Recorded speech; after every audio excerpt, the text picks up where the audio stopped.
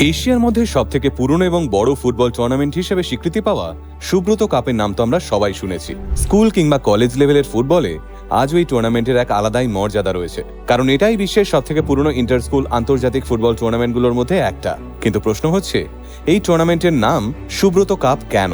কে ছিলেন এই সুব্রত? আর তাঁর স্মরণেই বা কেন একটা বড় টুর্নামেন্ট শুরু করা হয়েছিল?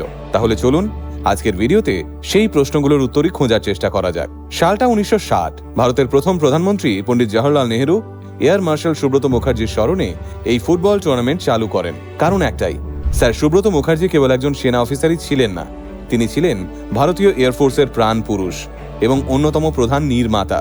এই কারণেই তাকে ভারতীয় বিমান বাহিনীর জনক বলা হয়। সুব্রত মুখার্জির জন্ম 1911 সালের 5ই মার্চ কলকাতায়। এক শিক্ষিত এবং সংস্কৃতি মনস্ক বাঙালি পরিবারে বড় হয়ে ওঠেন তিনি। ছোটবেলায় বাবার কাছ থেকেই প্রথম শিখেছিলেন ডিসিপ্লিন কি, সেই সঙ্গে যে কোনো বিষয়ে গভীর কৌতূহল এবং নতুন কিছু শেখার প্রবল আগ্রহ তাকে সবার থেকে আলাদা করে তুলেছিল।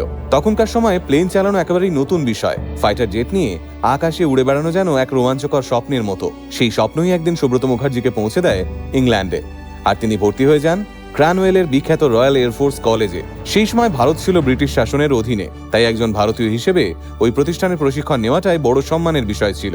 সুব্রত মুখার্জি ছিলেন সেই প্রথম কয়েকজন ভারতীয় ক্যাডেটের একজন, যারা সেখানে গিয়ে প্রশিক্ষণ নিয়ে পাইলট হয়েছিলেন। 1932 সালে তিনি ভারতীয় এয়ারফোর্সে যোগ দেন। তখন বিমান বাহিনী বলতে প্রায় কিছুই ছিল না, ছিল একটা মাত্র ছোট স্কোয়াড্রন। আর এখান থেকেই শুরু হয় সুব্রত বাবুর অসাধারণ যাত্রা। নিজের দক্ষতা, পরিশ্রম আর নেতৃত্ব গুণের মধ্যে দিয়েই তিনি খুব তাড়াতাড়ি অন্যতম হয়ে ওঠেন।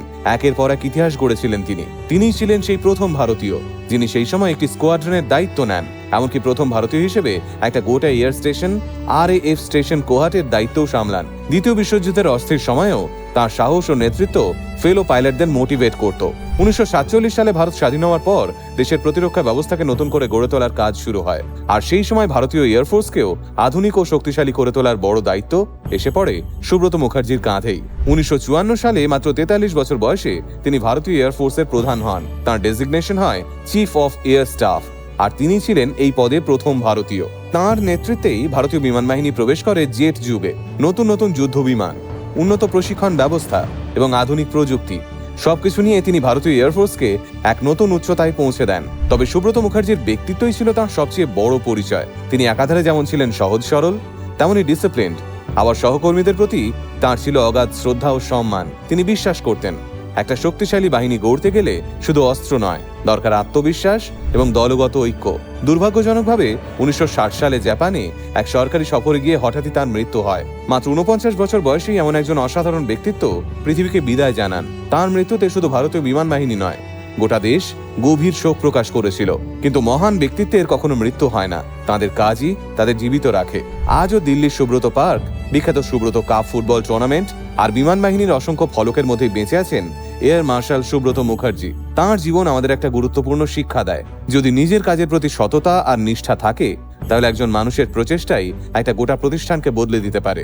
আজ আমাদের আলটিমেট মোটিভেশন টিমের পক্ষ থেকে আপনাকে salute air marshal Subroto Mukerjee sir. জয় হিন্দ, বন্দে মাতরম।